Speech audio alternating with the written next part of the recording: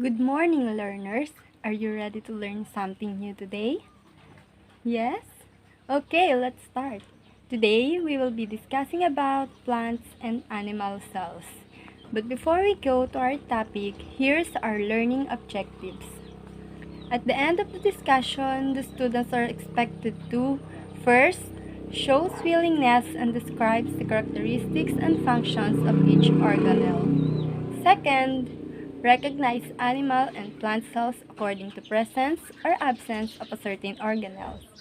And lastly, identifies the differences and similarities between animals and plant cells. And now I will be discussing about our lesson proper. But before we go to plants and animal cell, let us define first what is cell. A cell is the smallest unit of living organisms. It is capable of performing life functions and it can only be observed under the microscope. All living things, including the plants and the animal cells, which are our topic for today, is made up of cells. The two basic types of cells are animal cell and plant cell. And now let's go further. This is the anatomy of plant cell. And this is the anatomy of animal cell. The following are common parts of plants and animal cells. First, the cell membrane, cytoplasm, nucleus, the nucleolus, mitochondria, and the plasmic reticulum, Golgi apparatus, ribosomes, and vacuole. And now, let's begin what is a cell membrane and its function.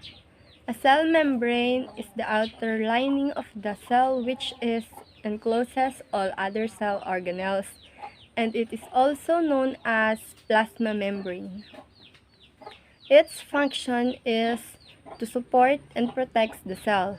It also controls the movement of the materials from in and out of the cell. It forms a barrier between cell and its environment. And next, cytoplasm. It is the fluid substance that fills the cell. All the cell organelles are suspended in the cytoplasm. The function of cytoplasm is it maintains the osmotic concentration of the cells and prevents them from bursting or shrinking. The nucleus. It is the membrane-bound organelle, and it is spherical in shape. Most of the activities of the cell is directed by the nucleolus. When it comes to function, all the cells in an animal have one complete set of genes in its nucleus. The genetic material, DNA, helps in protein formation. Nucleolus. It is the darkly stained area in the nucleus. The function of it is it aids in protein formation and RNA synthesis. Mitochondria. It is also known as the powerhouse of the cell. It is in spherical or rod-shaped organelles that is enveloped by a double membrane. The function of mitochondria is it aids the conversion of glucose to high-energy molecule for the cell. Next is the endoplasmic reticulum. It is a large network of interconnecting membrane tunnels composed of both rough and smooth endoplasmic reticulum. This is the image of rough endoplasmic reticulum, and this is the smooth endoplasmic reticulum. And when it comes to the function, they play an important role in the formation of the skeletal framework. The Golgi apparatus. They are flattened stacks of membrane-bound sacs. Its function is to modify proteins made by the cell and pack and export proteins to the cell parts. Ribosomes. It is found on the endoplasmic reticulum. They call it protein factories because together they help in manufacturing proteins for the cell following instructions of the nucleus. A vacuole. It is a compartment covered by a single membrane. They are organelles for storage. Its function is to store water, food, or waste from the cells. And those are the common parts of plants and animal cells together with their function. And now we are going to the organelles that can only be found in animal cell. First is the lysosome. It is a membrane-bound organelles that contain digestive enzymes.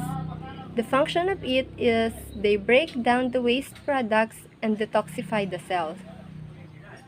Second is the centrioles. The centrioles are the organelles that became prominent only during cell division. The function of it is the anchor for the cytoskeleton. The organelles that can be found in the animal cells are done, and now let's go to the organelles that can only be found on plant cells. The first one is the cell wall. It is a rigid layer that surrounds the plant cell.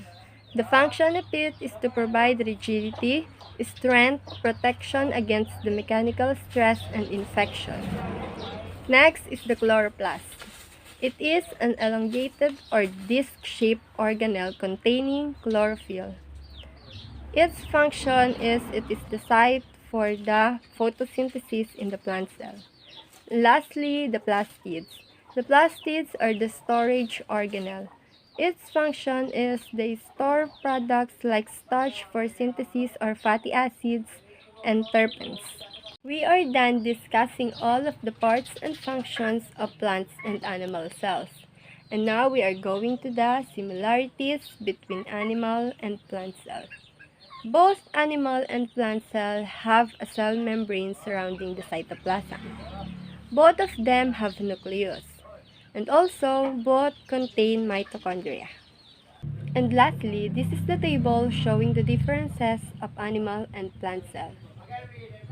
First, animal cell is relatively smaller in size, while plant cell is relatively larger in size.